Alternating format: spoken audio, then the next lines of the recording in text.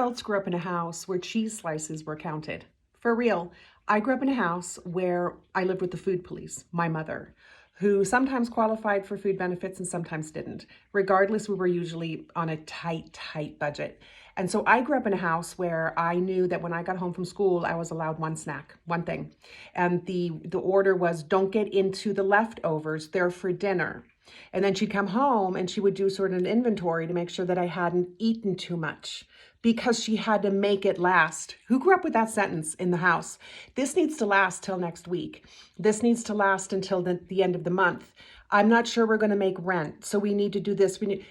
The level of stress that this, causes a child is unreal. I didn't know the damage until years later when I'm in counseling and we're talking about my anxiety issues and all of that. And what strikes me about what's happening in our country right now with these soulless pieces of shit starving their people is that this isn't just nutritional deprivation. This is psychologically fucking up an entire generation.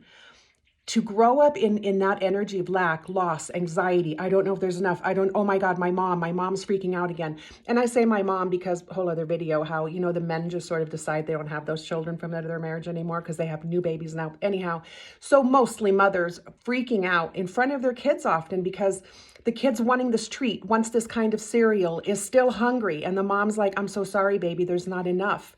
We're going to have to wait, and then watching your mom stress like that on the regular, that messed with me. To this day, I have issues around food. It's not as bad as I might get when I get older. Like my mom started really hoarding food when she was elderly. It was a whole scene.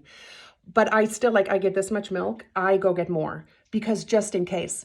Who grew up with that sentence? Just in case, whatever that meant. It was just about fear and the lack and the loss mentality that is in a house where just food is a problem, is an issue, is a source of anxiety and concern and fear. It wired my brain a certain way. I want to make sure that we're clocking that it's not just our kids being deprived nutritionally. This is hardwiring their brain in a way that is so detrimental. It is so harmful. I'm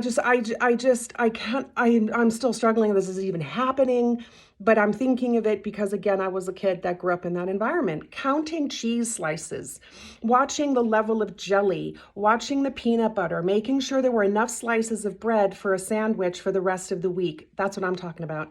That's what we're raising our babies at this point in the richest country in the world, to have to think this way. I'm just processing all of this. So thanks for listening.